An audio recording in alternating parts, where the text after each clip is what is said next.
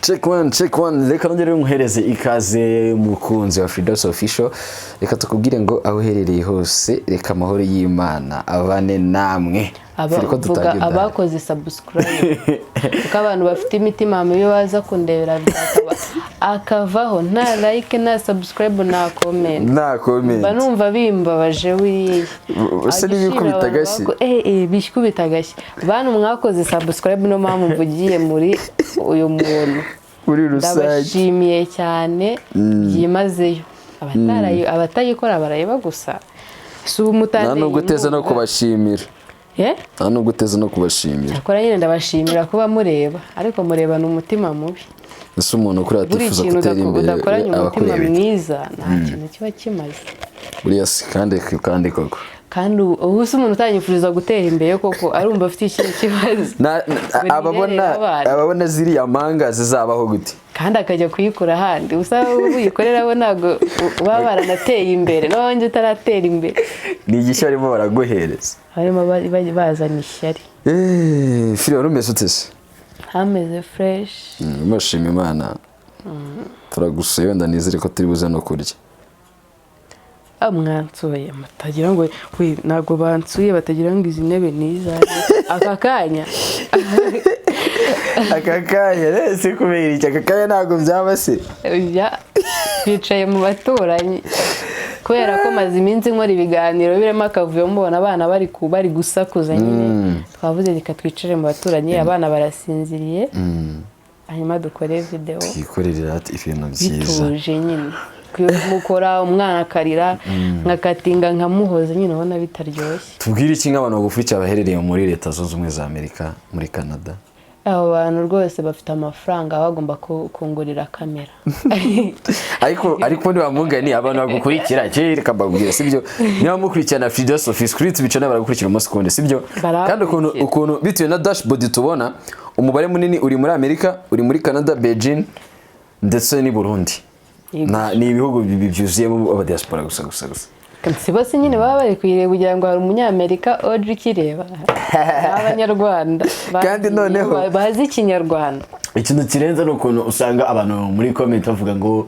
runaka wavuye muri bino bintu wavuye muri zino saga ukicara ugatera imbere ukagira gute turi mu kazi none ubureka mbibabwire nakagira umuntu unesha umutwe buri wese agira uko akora akazi ke tuba turi mu kazi wenda numbona ubu ngubu ntago maze iminsi mumbona kuri channel yanjye ndashaka ko boro zanjye zose njya nzikorera hano watuje ukandebera iwanjye iyo umuntu ari mu rugo rwe ko yisanzuraga kuko ashaka byibuze nubona nagiye kujagarara mu ngo z'abandi uvuga ati wajya uvana amatiku muri bari abantu ako kandi mu rugo rwanyu uri kumbuza kuvugira iwanjye nshaka iki oya barabure yani batureke dukorera akazi mu rugo kugira ngo tutanduzanya coronavirus kuvuga ngo sinyibutsa kandi bisha abantu bavuga ngo yagarutse muri Amerika oya se kandi nabyumvise abahari muturabure mwana batubwire tube tusha ariko nge gahunda yo gukorera mu rugo none mba nde kuyubahiriza ahubwo bo nibasaka ukuntu wereza umuntu mu rugo no gukora cyane no kunywa amazi n'iki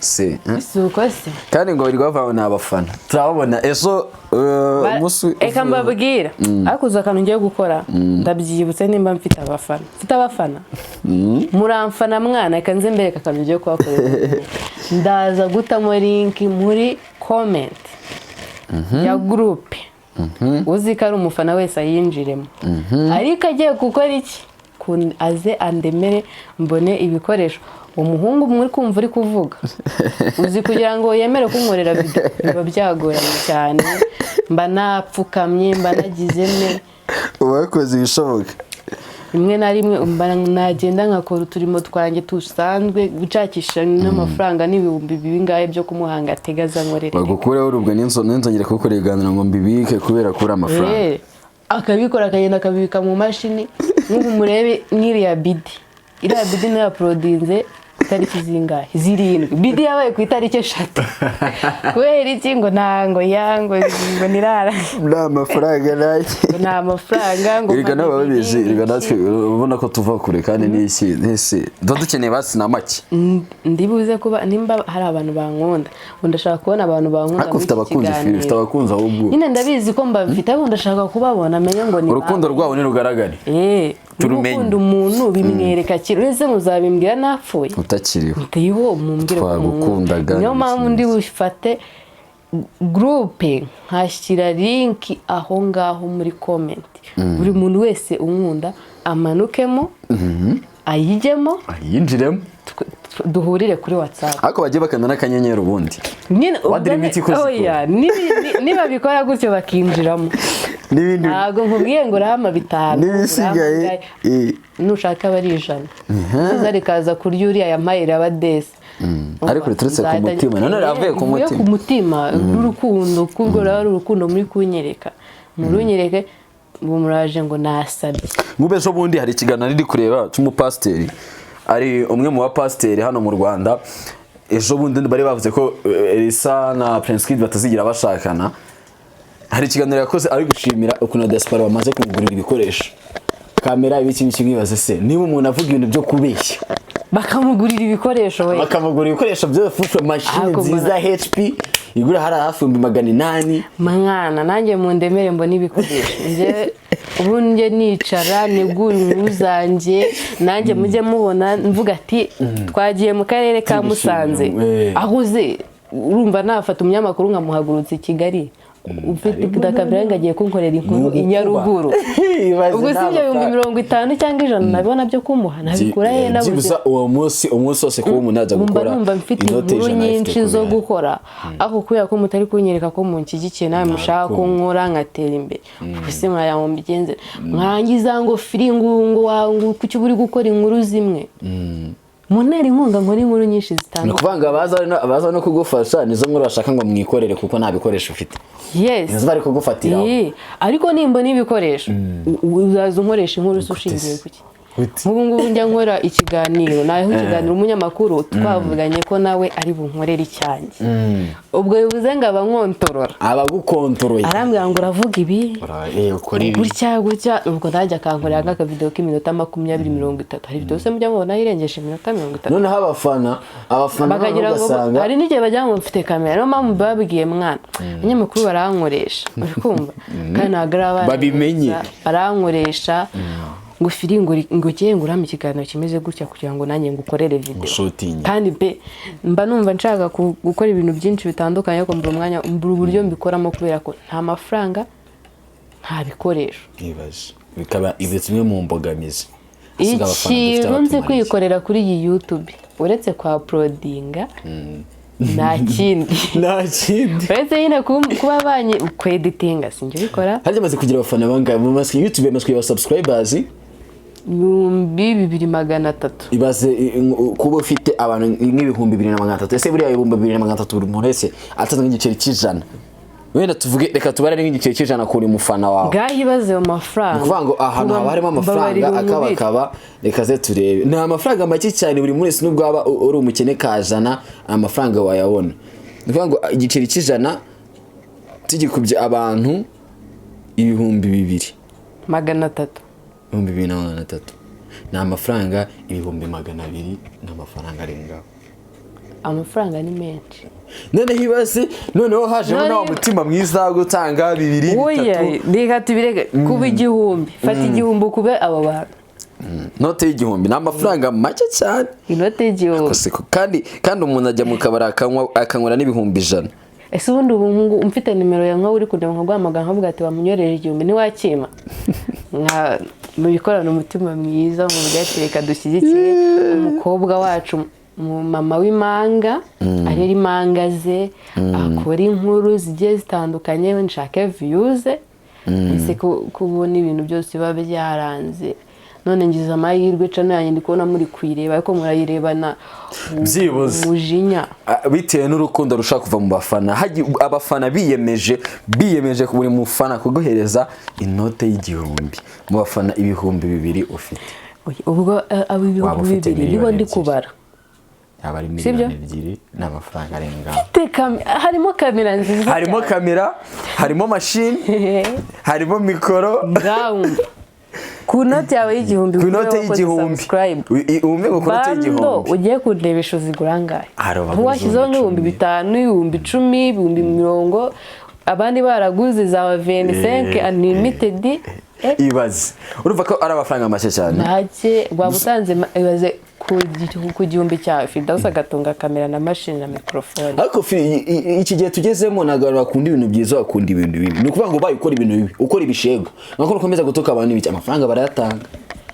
Ariko nyine kuko ibintu buri gukora ni ibintu byatunga umuryango, ibintu byagira gute, nta rukundo rwizaho.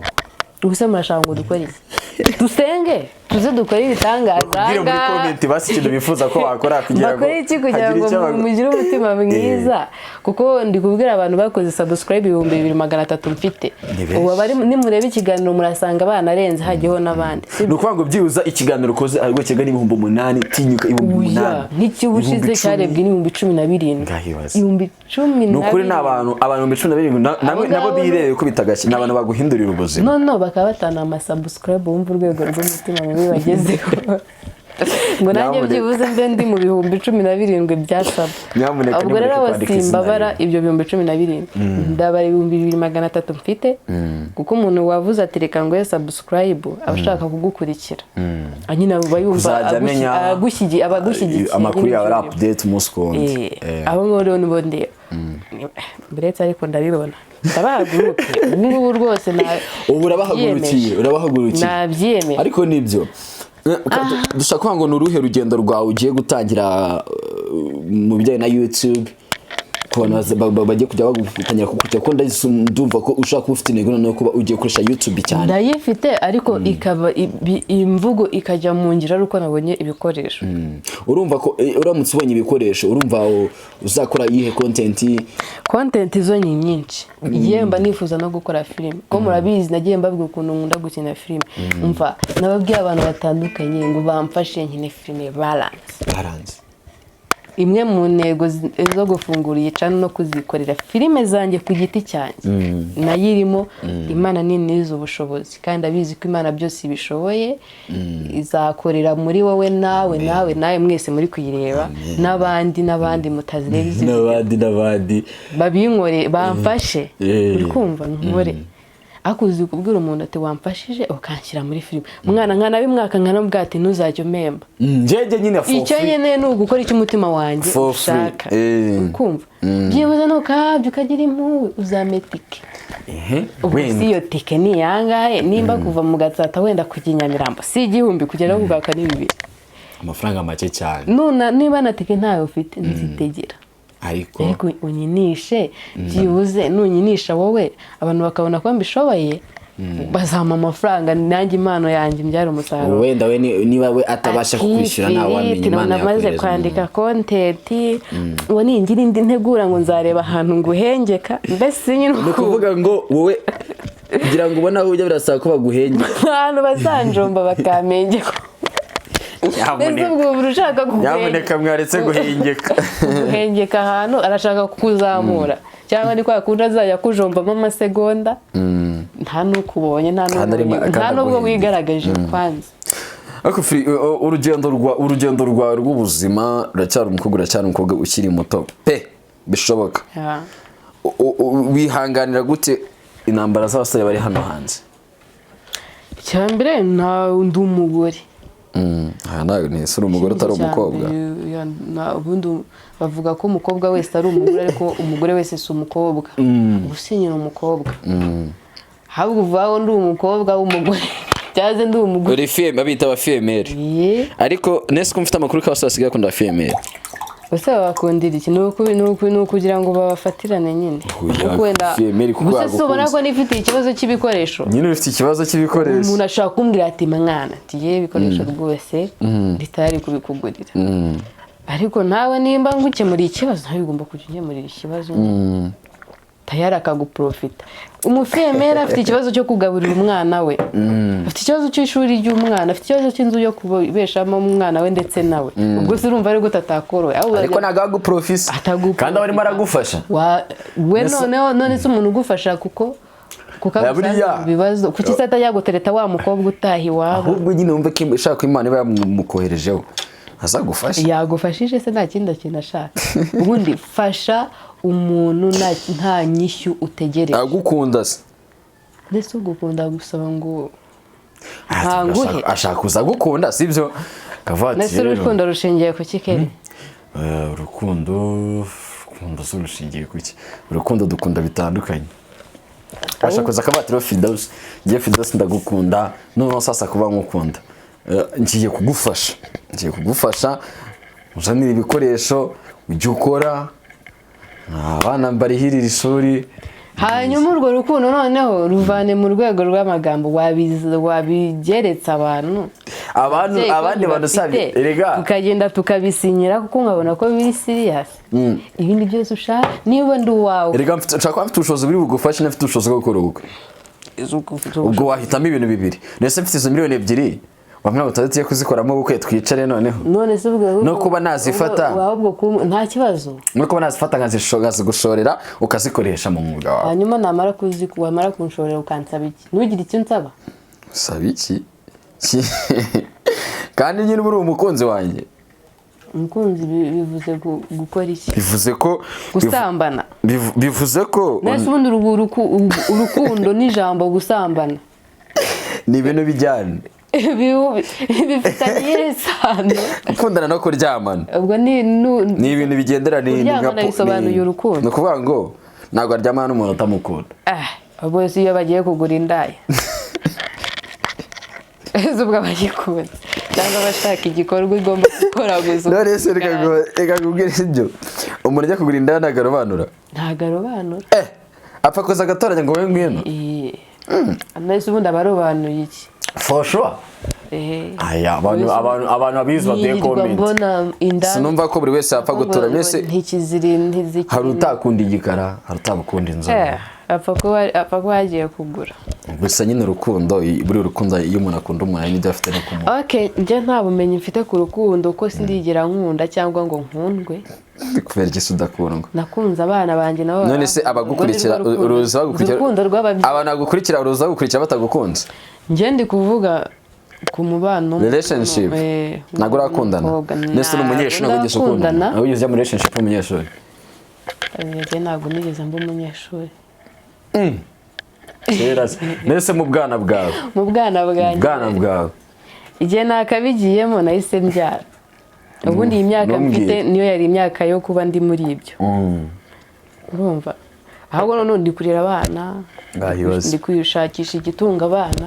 Ubu mwanya se urumva nk'ufite ese ubona uzabigira nka ryane ngo umwanya wawucikishijemo kuba umwanya w'amashuri ntawo nagize. Umwanya w'amashuri wari uyu nguyu ndimo ubundi nakabaye niga. N'ubu ndiga mwana. Iri ni ishuri hege si kwigisha nakaramufasha. Ubu wenda kwicara ku ntebe y'ishuri na baga n'ibitabo mu mugongo ngo ugiye kwiga. Niba udafite mu mutwe urasibira. Fata cyangwa ze usibira. Ubu maze gufata amasomo menshi cyane. Ni iki kintu ubuzima bwakwigishije? Kwihangana. Kudacika intege. Kandi umuntu washoboye wanyuze mu ishuri ryo kwihangana akanyura mu kigeragezo cyo kwihangana, icyo kigeragezo ukagitsinda, mu iyi si ubaho ubuzima buri free. Neza ubundi uri umuntu wihangana niki kintu cyakora. Ese kwihangana ni iki kuri wowe? Ibintu byose nyine ugezemo bigutungwe, nyine ibintu bitugwirira bitubaho kandi bibabaza umutima, bimenagura imitima yacu, nimwe na rimwe n'imibiri gakomereka, kagira ibikomere by'umutima n'iby'umwuka. Warigiye wiheba, ukaba wakiyambura ubuzima, ukaba wajya mu biyobyabwenge kandi nta kindi bigufasha uretse ko kwica mu mutwe. Kugira utekereza ku biyobyabwenge se? Jawabi. Niyo mpamvu wewe buriya Imana ngira uburyo ikoramo ibintu byayo. Sinatekereje ko ibiyobyabwenge ahubwo natekereje kwiyahura. Ariko Imana ishimwe ko yandinze. Ni iki cyatumye kwiyahura? Wari watekereje umugambi uburizwamo? ikintu cyatumye mbitekereza ikintu cyatumye nyine mbireka ni uko nabonye umuntu ufite ibibazo birenze ibyanjye kandi wihangana kandi nkabona arakomeye arimo araseka nta ndayumujinya afite niyo wibaza impamvu noneho nibaza impamvu njyewe uwo mumama yari afite abana batatu ariko bose babana n'ubumuga bwa bundi utazavuga ngo umwana aziga mu ishuri ry'ababana n'ubumuga byibuze mu bumuga bwe hazagira ikintu yigezaho bwa bumuga uzabyara umwana ukaba umurwaza kugeza arinze ava mu isi nta kintu agezeho none njyewe nari mfite abana kujya mubitwara mugire umutima mwiza mufashe abo bishoboka mukunda abantu bakiriho kandi mubibereke ngenda bakunda mwese munyereka ko munkunda mwese mwakoze subscribe mwabinyeretse ko munkunda mwese mushyira comment ku biganiro byanjye ama like mwese ndabakunda cyane abonzi nabo nanzi kuko ari benshi bandeba mbazi abandi sazi nanjye kandi mubo mutekerezaho munekereza akantu ko kunekerezaho ni ingenzi kajyemo kuko n'ubundi imirimo dukora niyo izatuvuganira mu ijuru ko ntituri beza ku buryo rwose twizeye ijuru ariko imirimo yacu izatuvuganira murakoze cyane mugire amahoro aho muherereye hose ndabashimiye